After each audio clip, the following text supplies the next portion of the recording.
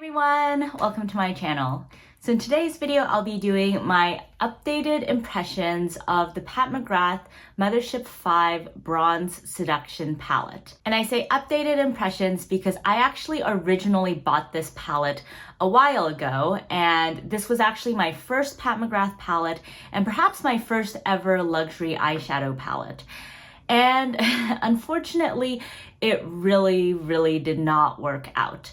So if you guys have seen my channel at all, you know that I am in love with Pat McGrath eyeshadows.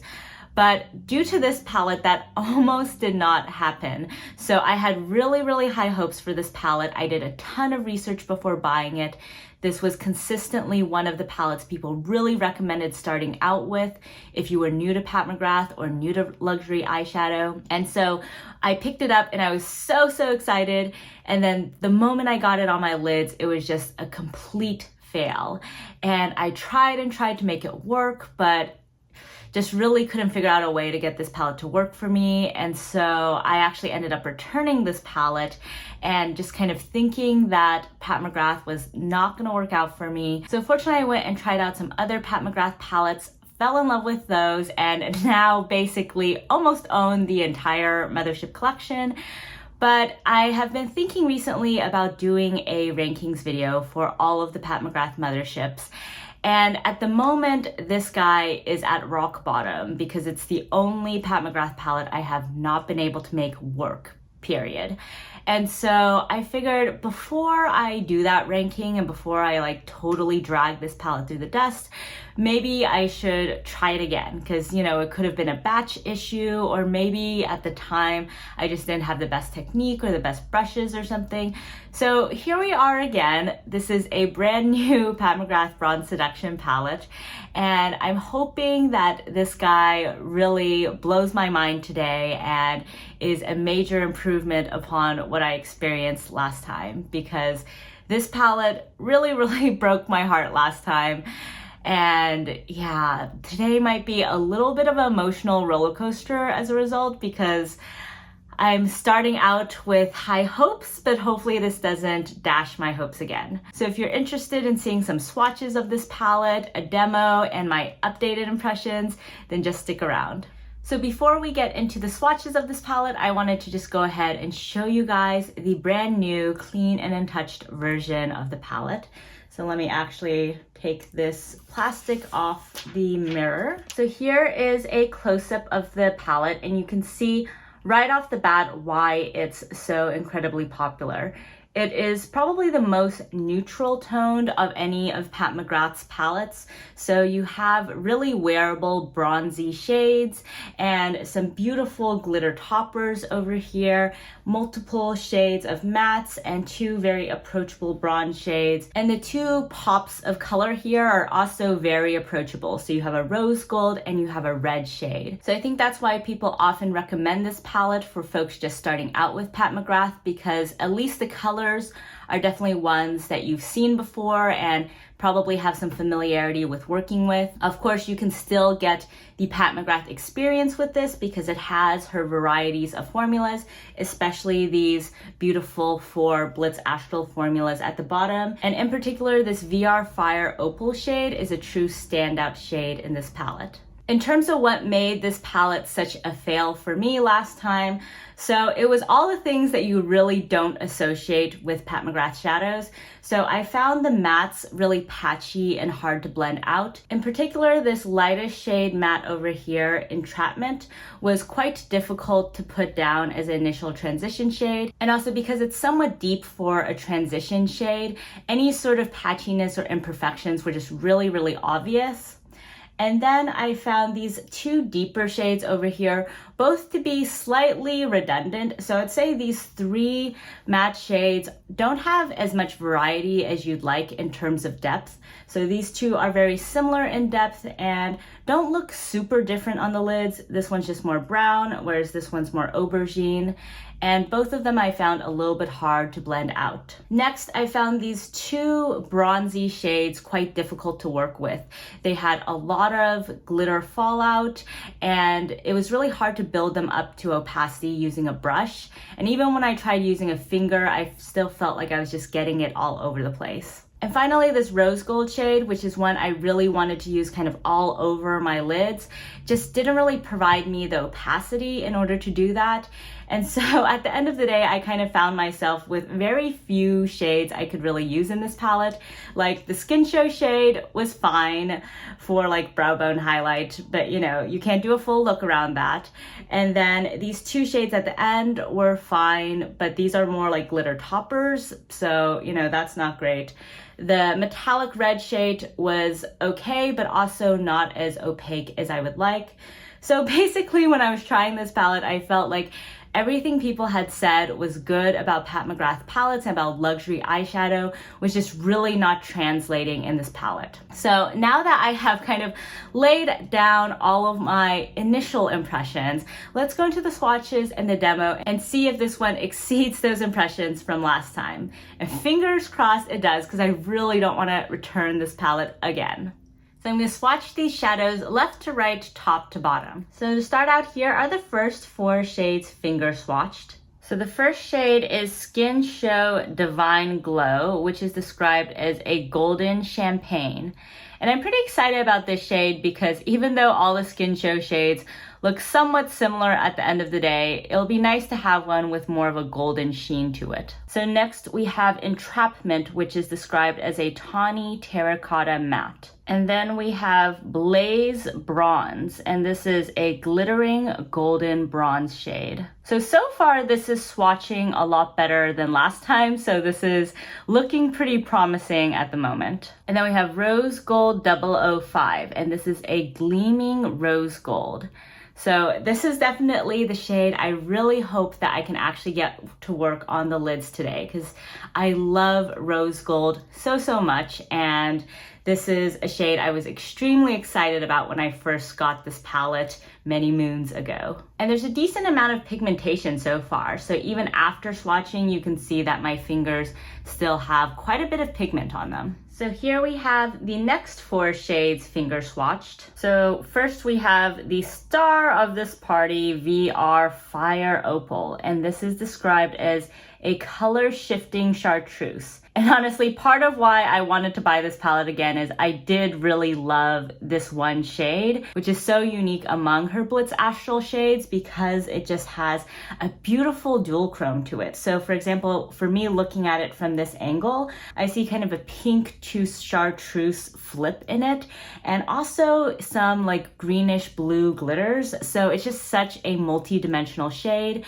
and such an exciting glitter topper. Next, we have Extreme Aubergine, and this is described as a blackened matte violet. And then we have Guilty Pleasure, a silky bronzed taupe. So this one is definitely less metallic than the other bronze shade, and I think this one can probably be used similar to a matte in terms of being blended out in the crease. And now we have the other deep shade, Disobedient. Okay, that was a really bad swatch. Let me try that again. Disobedient. And this is a classic matte mahogany. So it's definitely skipping a little bit in the swatch, so not the best swatch, but hopefully it looks a little bit better on the lids. And now here are the last 2 shades finger swatched. So first we have Blitz Flame, which is described as a molten metallic crimson. And this doesn't have a flip to it, but it is a pretty multi-dimensional red. So it's obviously crimson, but it also has a slight bit of oranginess to it. And then last but certainly not least, we have Astral Luna Gold, and this is a glistening white gold shade. So here are all of the swatches on the arm. I think this is such a beautiful palette, and so I'm really hoping that this time it works out for me, because I especially really want to have VR Fire Opal in my collection. This is truly a standout shade in this palette.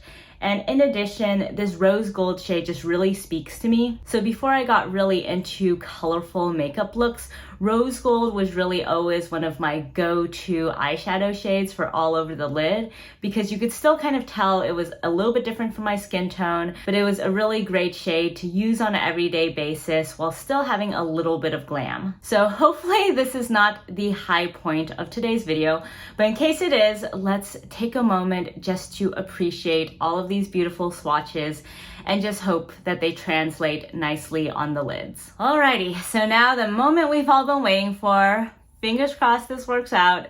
So I have here my Wayne Goss number 16 brush, and I'm gonna go into entrapment and see what happens. So let's just lightly and gingerly start out this look. I'm gonna do everything I can to ensure a nice blend. Okay, so far, so good.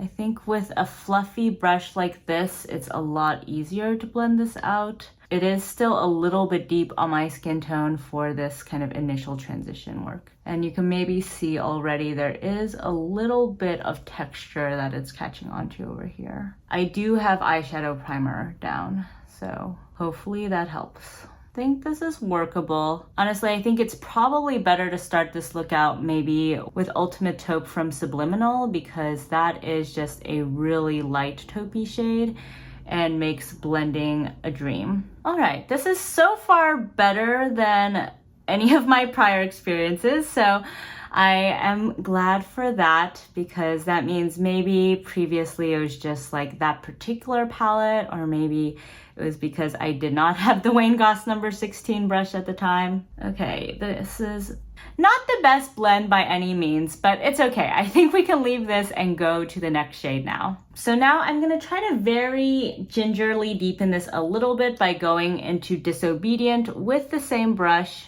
Ooh, wow, okay. Disobedient is very, very deep in comparison. Okay, yeah, let's just try to be very, very careful with this. Definitely a lot more caught on this side, and so I'm gonna try to take a little bit more of that on this side just to make it even. But I do still have Extreme Aubergine to bring to this party, so I don't want Disobedient to kind of be the deepest shade. Spending a lot of time on blending today because I just wanna maximize the chances that this palette works for me and I can deliver a more positive review of it. I don't know why, but it's definitely pretty patchy on this side. I think there's just some texture that it caught onto there, but that's okay. We're just gonna keep on blending, keep on blending. All right, I think that's probably as good of a blend as we're gonna get right now. So let's now go into Extreme Aubergine with my Wayne Goss number 19 brush. So hopefully this little guy gives me the precision I need just to really carefully lay this pigment down. Okay, so far it's working. I'm glad that you can sort of see the purpley nature of this, because I feel like purple often sort of gets lost when you put it in the outer crease area. It just kind of looks like a general deepening shadow. I do sort of wish that Entrapment were just a little bit lighter, and then Disobedient could also be a little bit lighter, because at that point I think you'd have more of a variety of depth in this palette, because Disobedient and Extreme Aubergine are just very similar right now in depth. So you sort of have two shades that have the same function. Alrighty, so still not the best blend in the world. So I'm gonna go back into Entrapment and just try to blend over that and see if that helps. But also not the worst blend, so my hopes are still high. I do find in general for myself and some of the deeper shades in Pat McGrath palettes, there is a little bit of a hit or miss. So I'm not gonna blame this on Bronze Seduction for now. I'm gonna go back in with a little bit more of Disobedient just to further define that gradient. Okay, I think this is as good as we're gonna get on the blend for now, but that's okay. We can always return to it later.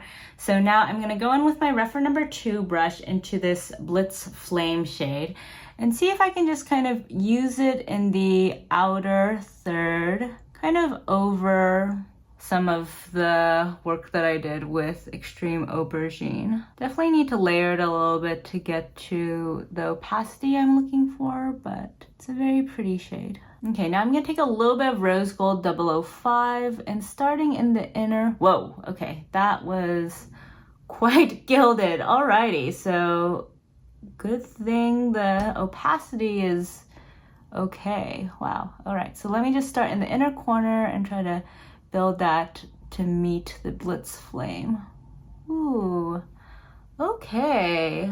Hello there, rose gold. Oh man, this is exciting. This is actually working. Wow, I am really impressed. Okay, I'm starting to think I just got a dud palette last time because I remember trying this exact move with my finger and it really did not work with the last palette I got. So I am very excited that it's working now because that's the same tool, just in my index finger. So that means that it was probably just an issue with the palette last time. Alrighty, so now I'm just gonna take a little bit of Blitz Flame and just kind of blend these two together. Also gonna grab a little bit of Extreme Aubergine just to blend out that outer portion. I will say though, Extreme Aubergine is still a little bit tricky to work with. I feel like I'm having to build it up a lot to get the opacity that I want, and it doesn't really blend out super well, so that's still a bit of a problem. But to be fair, I think these shades can be a little bit harder to formulate. Okay, and then some more entrapment just to kind of smoke things out in the crease area. And now the moment I've been eagerly anticipating from this palette, let's take a little bit of this VR Fire Opal and bring this to the center of the lid. Just try to scatter that a little bit. Wow, I love this shade. It's so pretty. And if you're new to my channel, I usually try to use all of the shades when I'm doing a video like this, just so you guys can see all of them, since 10 shades is usually enough that I can still build one look around it. But of course, if you're using a Pat McGrath Mothership palette, you can create really beautiful looks. Even just using a couple shades, you really don't need to be using all 10 of them. All right, now some last blending on the top, and then I think we can go to the lower lash line. So for the lower lash line today, I'm actually going to be trying out two brand new brushes. So this is the Smudger 1 brush from Sonia G, and this guy is the Pencil Pro. And I just got these from Beautylish. They are completely new and unused, so I'm really excited to try them out. So first with this Pencil Pro brush, let me see if I can go into this Guilty Pleasure shade and just sweep this all over the lower lash line. Since if this is like Pat McGrath's other kind of silky metallic formulas, then it should be something that you can use in lieu of a matte. Okay, I'm not getting great pickup on this, so that is something I do remember from the last time I used this palette. I really struggled to pick up these two bronzy shades, so maybe that is still a problem. I don't know if you guys can see, but I feel like I'm getting some decent pickup on the brush, but not really laying down a ton of pigment. I feel like I'm really having to dig my brush in and really get it on there. Okay, well, slowly but surely wins the race, so and just keep building this up. Alrighty, so now I'm gonna go into the Smudger 1 brush and take a little bit of Extreme Aubergine and just put this on the outer corners. Ooh, this brush is so soft. I think this is a really great brush for this sort of purpose. If you like to have a little bit more precision in your lower lash line placement, take in a tiny bit more. And cleaning that brush off a little bit, I'm gonna see if it can pick up this Bronze Blaze shade and place this on the inner 2/3. Oh, okay, actually, this shade is picking up a little bit better. So it's just that Guilty Pleasure shade that was not really picking up. And I'm loving this brush. This brush is so soft and gentle, but picks up a decent amount of pigment. So cleaning off the Pencil Pro, I'm gonna now try going into this Astral Luna Gold shade and putting this just on the inner corner. Oh wow, actually this is very shiny, huh?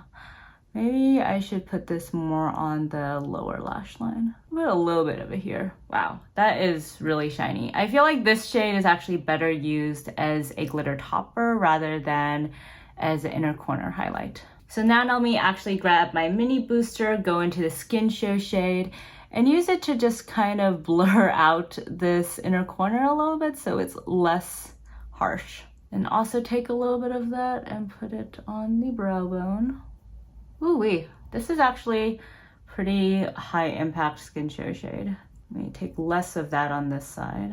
And then let me actually see if my smudger brush can pick up just a tiny bit of this Astral Luna Gold shade and put this more on the inner lower third, just to bring a little bit more shine there.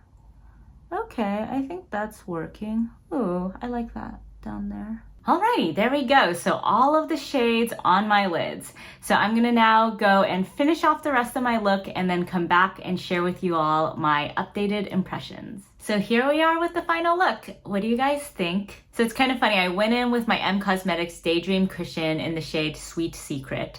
And usually I do that before I start filming just so my skin tone is a little bit more evened out. But in this case, I did it after the eyeshadow just because I was really not sure how today's look would turn out, and I thought maybe I would just have to take everything off my face.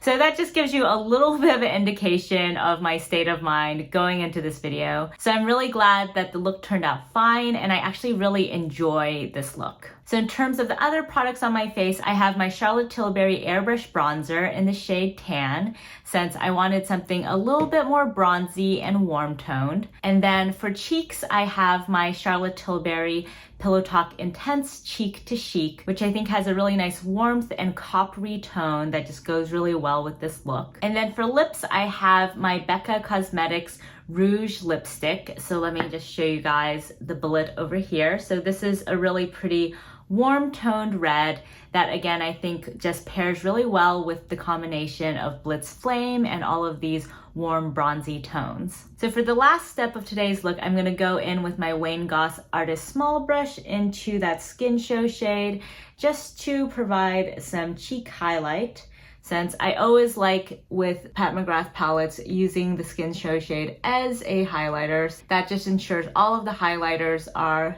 very coordinated. I think her Skin Show shades are just such gorgeous cheek highlights in addition to brow bone and inner corner. So now that the look is 100% complete, let's go into my updated impressions about this palette. So overall, I am very, very glad that I picked up this palette again, especially before doing my rankings video. So since this is the first time I've used this palette and it's actually worked out for me, I really don't know where this is gonna rank in comparison to my other palettes, because I really love all my Pat McGrath palettes, but at least this is definitely not going to be an obvious loser in that ranking. So I would say that this really, really exceeded my expectations compared to my experience in previous times, and I think that's a combination of factors. So first off, I do think there was probably a batch issue with the previous palette I got, just because this Rose Gold 005 shade, which was one I was super excited about, just did not work at all the last time I tried it.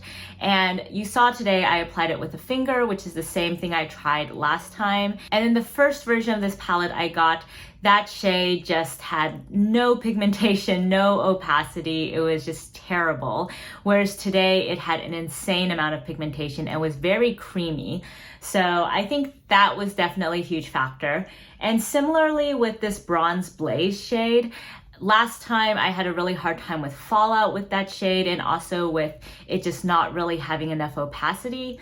Whereas this time, even though I was putting it on my lower lash line using a small brush, I found it was super easy to use. I would say in terms of the mattes, I still had a little bit of trouble with it. So in that category, I think the biggest change has been my technique and the brushes that I have. So this time I was able to make it work out using my Wayne Goss number 16 brush, my Wayne Goss number 19 brush.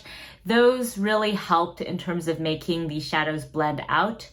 I still wouldn't say that it was a very easy blending experience, but these are very pigmented mattes, so I will give them a little bit of allowance there. I will say though, I don't think I'll be reaching for this palette for the mattes. I might reach out of this palette into some of my other palettes, such as my Viseart Neutral Mattes palette, or say my Subliminal palette or other Pat McGrath palettes, in order to incorporate some of those matte shades. I think Taboo in Midnight Sun, which I recently got, would also work quite well with this palette. This Guilty Pleasure shade is also still not super great in my book. I found it was a little bit hard to pick up, so definitely not as creamy as any of these other metallic shades, and just didn't really provide a lot of color payoff. That said, at least this time it didn't have a lot of fallout like I experienced last time. time.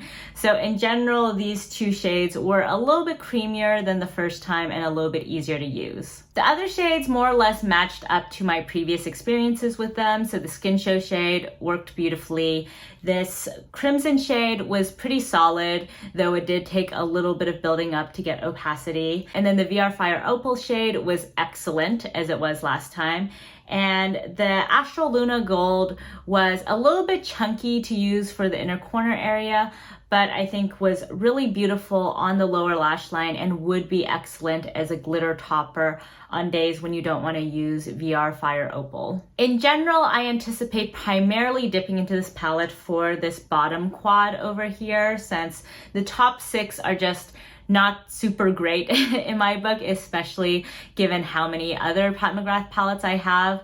But at least I now think this palette is definitely usable, definitely worthy of being in a Pat McGrath collection. So I will be holding on to this palette. I will not be returning it, and you will see this in an upcoming Pat McGrath ranking video. So if you're interested in that kind of video, definitely let me know down below in the comments, and also definitely subscribe so you can be notified when it eventually comes out. So that's it for today's video. Thank you all so much for joining me.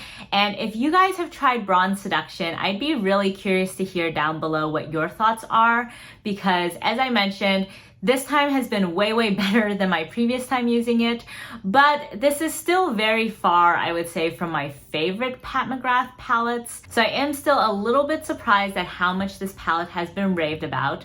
I feel like this was the palette that really put Pat McGrath on the map for people who were not shopping for luxury eyeshadows before. So I'd be really curious to hear what your experience has been with this palette. And if you all like this video, please give it a thumbs up. And if you haven't already, please subscribe to my channel. Thank you all so much for joining me, and I'll catch you next time. Bye!